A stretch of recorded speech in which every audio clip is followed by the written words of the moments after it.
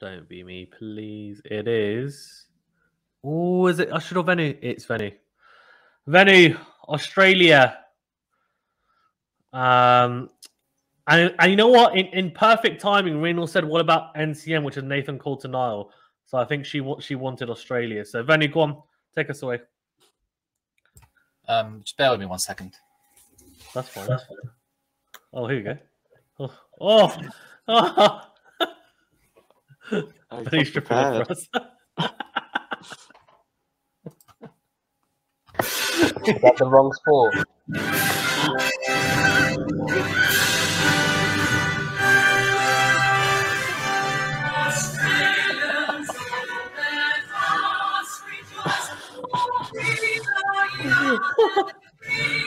Oh my god.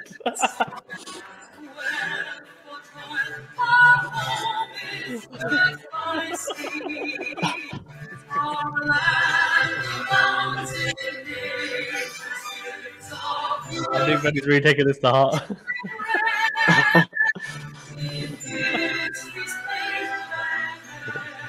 But you don't have to play all of it.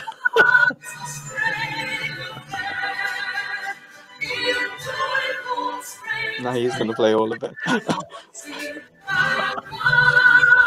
Why are you saying wait? Because I think you should quickly national anthem of Australia. Oh, very good, Benny. Very good. Does your mind think of emigrating? That is the best. That is the best start that anyone's had. So yeah, what can I say? They've got a great anthem. Australia. So let's start off with Australia in after that. So what can I say? They're going to win it. They're going to win it. And the reason I say that, you look at those players. You've got Finch, you've got Cummins, Mitchell Marsh, who's doing well in the IPL right now. You've got Glenn Maxwell. No, not Mitchell Marsh. I mean, Glenn Maxwell's doing really well in the IPL. Well, he's hitting some runs, finding some form. Mitchell Marsh is, I think, the 4th leading run scorer in T20s in 2021. Obviously, Mohammad Rizwan leads that. Yeah, and David Warner. Let's not go into why he into his IPL fiasco. Let's not go into that. But you've got some quality bowlers: Starc, Richardson, Hazelwood, and you got your my favorite double act spinners. Forget Rashid and Moeen Ali. You've got Ashton Agar and Adam Zampa. They're gonna spin them to victory. And yeah, I just think Stoinis as well in the middle order coming in, some big guns, and these players have got a lot of IPL experience and they're used to playing in the subcontinent, well, Sharjah, in Dubai, really. But I think it's their chance to win it. You know, they've had a tough year in terms of, they got demolished by West Indies 4-1. They lost to New Zealand 3-2, I think, and they lost to England as well.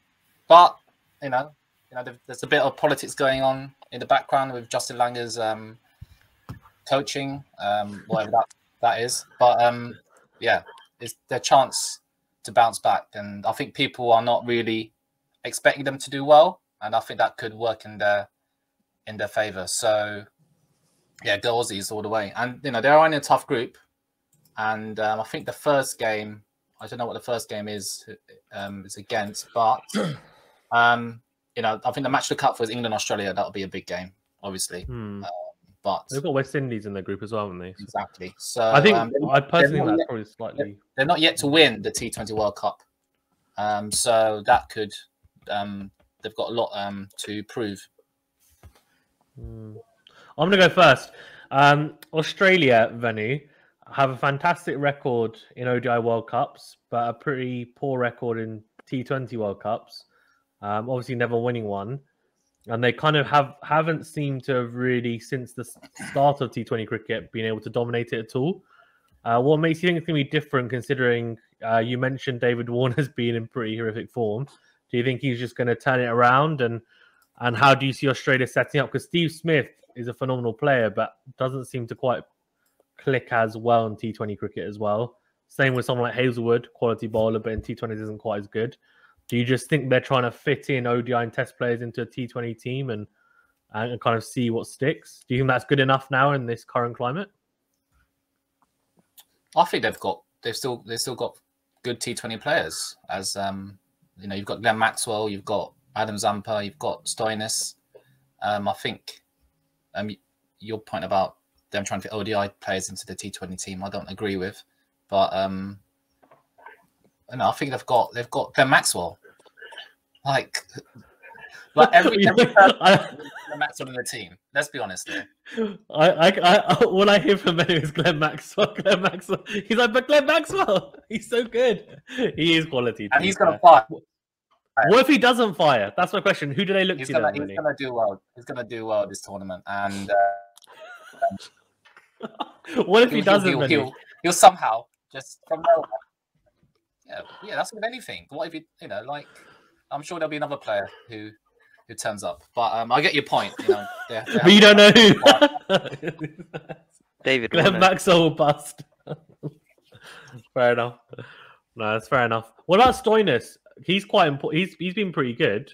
He's got a hamstring injury. Like, what do you think? Is he? If he's not there, that's quite a big miss, isn't it? Yeah, a big miss. A bit like England without Ben Stokes. Stoinis does provide with the ball as well. He'd be a big miss, but and also Aaron Finch and Warner, they can turn up. They can easily win a match by themselves. So they've got some players that can win games single-handedly. But I get your point. They haven't really been performing well as a team as of late. So that could work against them this tournament. Okay, I'll feed you to the wolves. Everyone else? Go on, Ali. I think Australia have the easiest group on paper. And what is your top 6? Because I see a lot of inexperience in Australia as well, and people not performing currently. My top 6. Just bear with me. Just getting the squad up. Wherever it is. He's just clicking off the national anthem page. That's why. I always think that is a wonderful, point when you can't select the top 6 automatically. It says a lot about the depth of the squad. Yeah, that is true. So I'll have Finch, Warner opening, then probably Mitchell Marsh at 3, Maxwell at 4, Stoinis at 5. We've got to fit Smith in there somehow. Maybe Smith at 6. At 6. But maybe look, you can. It's a fluid top 6. Okay. So you got Smith opening and Warner at 6. Well, no, I'll have Warner and Finch opening, and if they're 15 overs to go, then you put Glenn Maxwell in. Yeah, I get what you mean. Floaters between 3 to 6. Yeah, for sure. Yeah, and if early wicket goes, put Smith in there. So that's what I'd say. Okay, fair enough. Anyone else got questions on Australia? But this is the easiest one. I was really sure Matt would have a question. Go on, Cash. You go first. Do you think the fact that the first team haven't played for a while, so they've been sending out the second team for recent tours, is going to affect them? What do you mean by that, Cash? As in, basically the Australians, they've been touring with the second team. They went to West Indies, they went to, I think, Bangladesh, and got demolished. The T20s.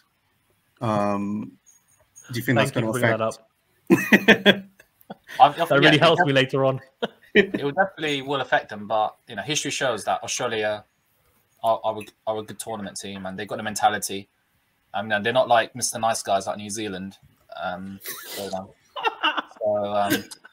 they're going to put up a fight.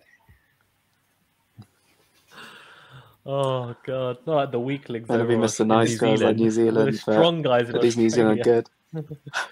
Let's face it. If New Zealand had a bit of street fight spirit in them, I think they would have won that World Cup in 2019. Enough of me talking. We gotta go to bed soon.